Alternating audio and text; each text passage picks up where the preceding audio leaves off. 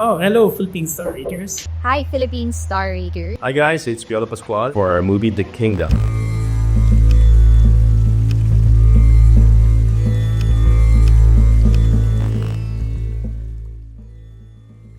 The theme of the movie is an alternate universe. That alone is something I've not done before. And I'm portraying a rebel outcast. Ang intention lang niya is to seek revenge for his father's death. It's a rather intense character once again, but something na talaga masasabi ko madali ka makaka-relate because it happens in our society. Ganun naman yan namin ginagawa natin. It's a representation of a unit in our society.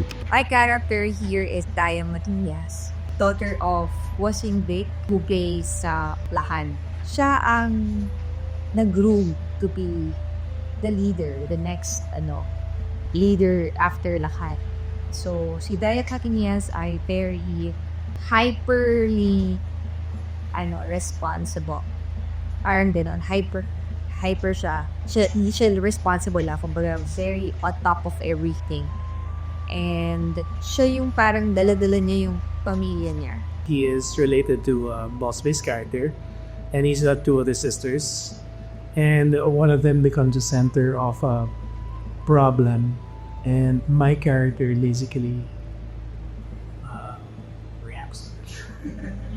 Na-enjoy ko siyang gawin because it's Vic Sotto. It's a no-brainer.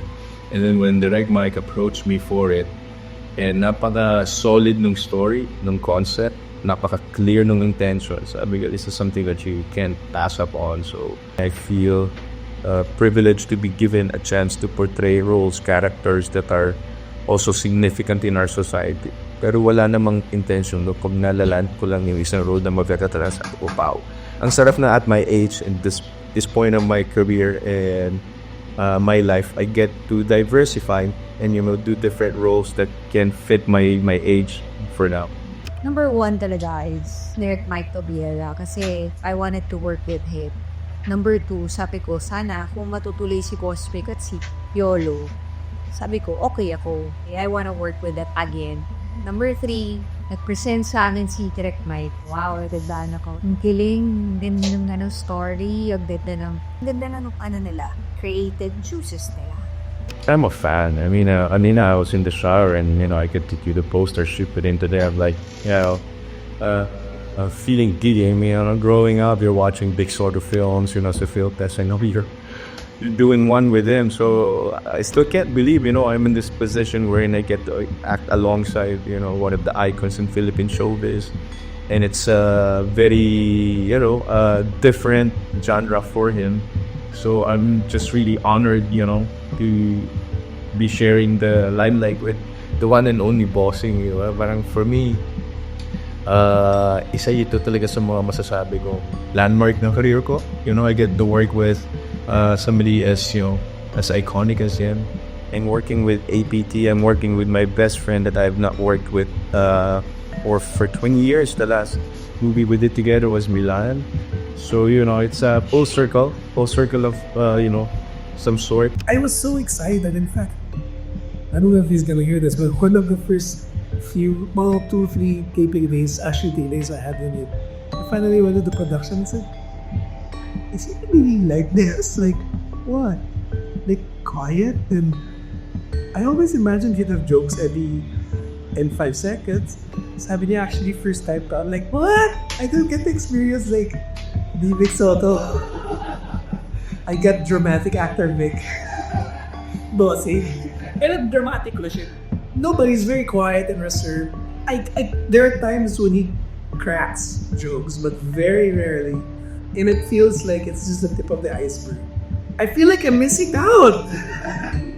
That's what I feel like. And I've always been for, the Filipino people being nationalistic, and anything that I can do to preserve and protect my country, I'll do it. And that is for him.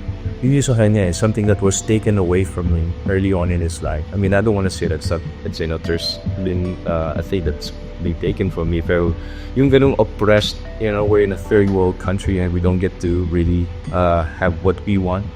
It's a democratic country, but at the same time, marami pa rin mahihirap.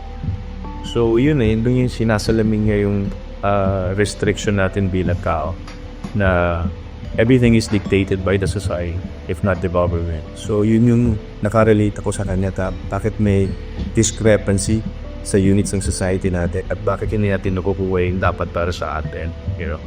Were we born to suffer, you know, the mistakes of our predecessors, or how do we become better people, you know, in your lifetime, in your generation? So yun yung hinahanap ng character ko. Well, the research kasi, meron kami mga historians, and then, mga siguro ilang beses ko binalik yung script. Kasi makapal siya eh. Yun, tapos sinaral ko rin yung diba characters na yung mga actors. Nahirapan kasi I-learn na may special language. Yes, hindi naman siya special language. Kumbaga, pure Tagalog. The walang influence ng Spaniards. Kasi yung Tagalog natin, like Pangko, Banyo, hindi naman siya Tagalog. So yun lang, very careful lang kami doon. So may challenge siya. Oh my God, ang lalayap nito. Tapos chop ko siya, paragraphs na kailangan mo ulit din. So yun ang challenge. I had to train martial arts while I was doing Pamilya Sagrado because I'm doing a lot of hand combat, and yeah, so I've been training for it. So it's a different kind of mental study because very physical yung role niya, yung character niya. So yeah. Pero farmer siya, di ba? Nakaka-relate. Farmer, hindi pa. Yeah, farmer ako eh. Pero hindi naman sa bukid, di ba? Kasi naman yung gulayang ko. Payo. Hindi naman ako malahat sa boot eh. Nag-research ka ba or something?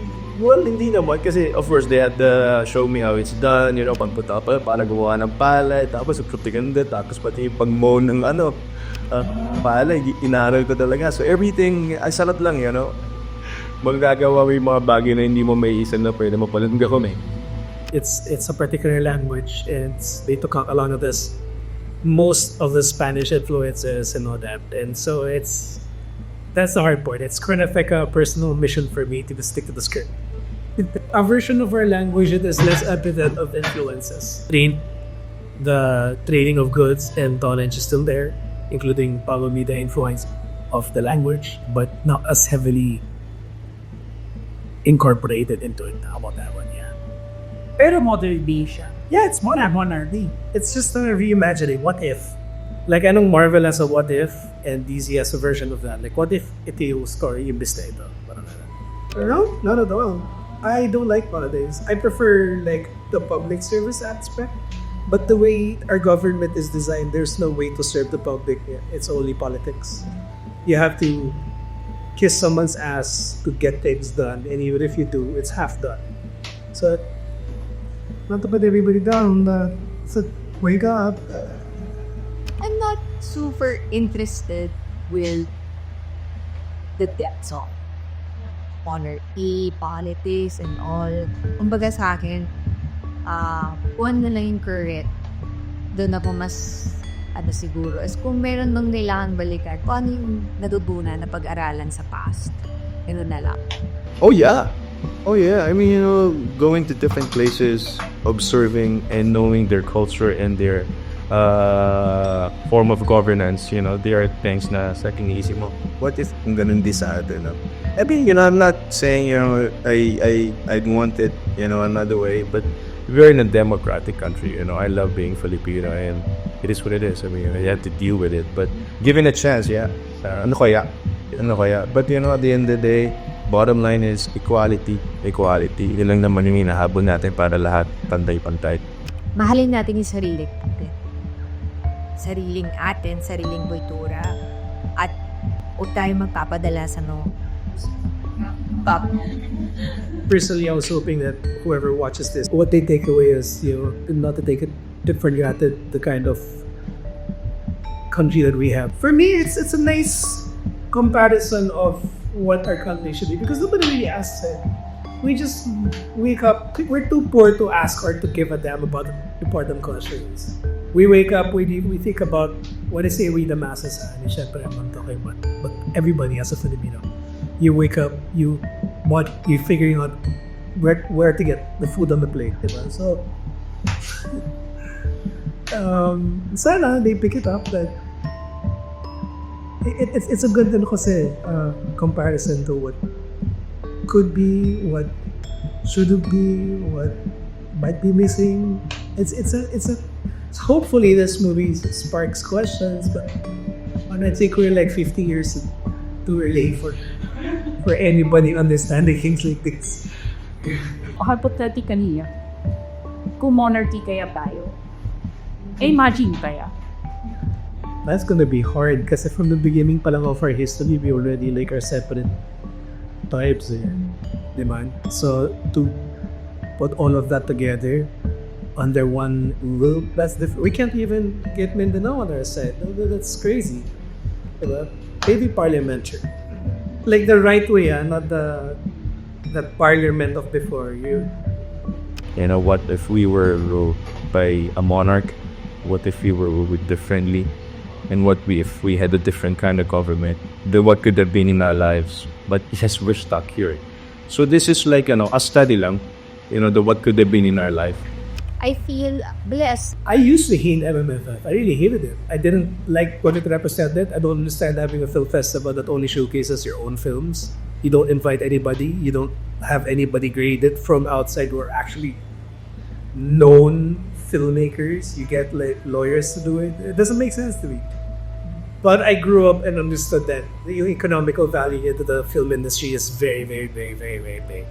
And I come to realize that that's very important if I want to be part of the whole picture in terms of like filmmaking, diba? So this is going to be my second or third. It depends because this year I'm not sure if there might be 2 L3s. Hindi ko lang alam. But my last one was Rosario. That was a really, really interesting experience with the floats and everything like that. Kind of experience. I'm kind of excited for that because it's been what? 15 years for me? I don't know. Yeah.